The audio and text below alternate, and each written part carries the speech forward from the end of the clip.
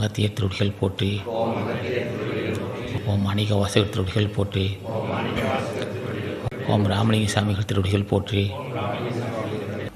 மனிதனாக பிறந்தால் மரணமில்லா பெருவாள் பெற வாய்ப்பு இருக்குது. அதுக்கு என்ன உபாயம்னு கேட்டான். அது ஜீவகாரணி ஒழுக்கம் தான். அதுக்கு தடையாக இருப்பதுன்னு கேட்டான். லோபித்தனம் தான். மற்றும் தடையாக இருப்பது கருணை இல்லாத மனைவி, அன்பு இல்லாத மனைவி.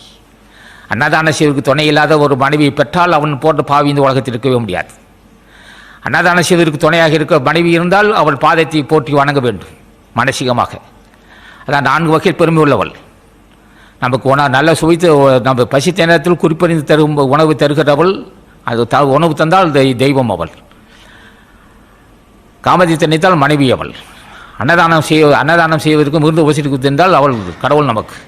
ஆகவே இந்த வாய்ப்பு பெறுவதற்கு என்ன வேண்டும் உபாயம்? மாதம் ஒரு அன்னதானம் செய்ய வேண்டும், தினம் தியானம் செய்ய வேண்டும். தியானம் என்பது நாமத்தை சொல்வது தான். ஆகவே இன்பத்தை கிடைத்தட்டுவதற்காக தான் ஏதாவது பேசுகிறான். வள்ளுவன் பேசியிருக்கான், ஞானிகள் பேசியிருக்காங்க. திருமந்திரத்தில் சொல்லுவதற்கின்ற கருத்தும் எல்லோரும் சொல்லுவதெல்லாம் எளிய முறையில் எல்லோரும் ஜென்மத்தை கிடைத்தட்டலாம் என்பதற்காகவும் பாவத்திலிருந்து விடுபடுவதற்காகவும் ஞானிகள் சொல்லியிருக்கிறார்கள். அவை இந்த சங்கம் தான் போதித்து வருகிறது. ஆசான் ராமலிங்க சாமி தான் சொல்கிறார். யாராலும் சரி அற்புதமாக இந்த உடல் ஆவி அடங்க முன்னே சர்க்கூரையை போட்டு தவமை விட்டு வளர்ந்த இந்த உடம்பு அழிவதற்கு முன்னே, முதுமை வருவதற்கு முன்னே வரதான் செய்யும். முதுமை வரதான் செய்யும், இளையர்மல் வரதான் செய்யும், சாவு வரதான் செய்யும்.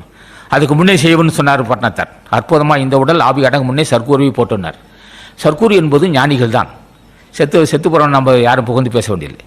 ஆகவே இந்த சங்கம் வெளியிடுற கருத்தெல்லாம், இந்த சங்கம் சொல்கிறதெல்லாம் முற்று பெற்ற ஞானிகள் தான் புகழ்ந்து பேசும். ஞானிகள் புகழ்ந்து பேசவும், ஞானிகள் பெருமையை பேச வேண்டும். பேசுகின்றவன் ஞானி ஆவான் என்று சொல்லி இதில் அன்பு திருமதி கோமதி அவர்கள் ரொம்ப தெளிவாக ரொம்ப மகிழ முடியும். அந்த சொற்கள் ரொம்ப நயமாக இருந்தது. அந்த சொற்களை பயன்படுத்தும் முறையை நான் பார்த்தேன்.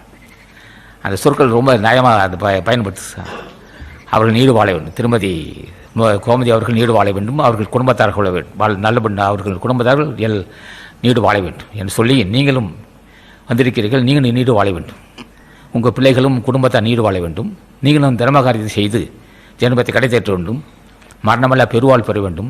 ஞானிகள் திருவடியை பூஜித்து ஆசி பெறுவன் சொல்லி இந்நேர வரையிலும் போதிய கல்வியறிவு இல்லாதவன் நான் சொல்கின்ற கருத்தில் சில குறைகள் இருக்கத்தான் செய்யும்.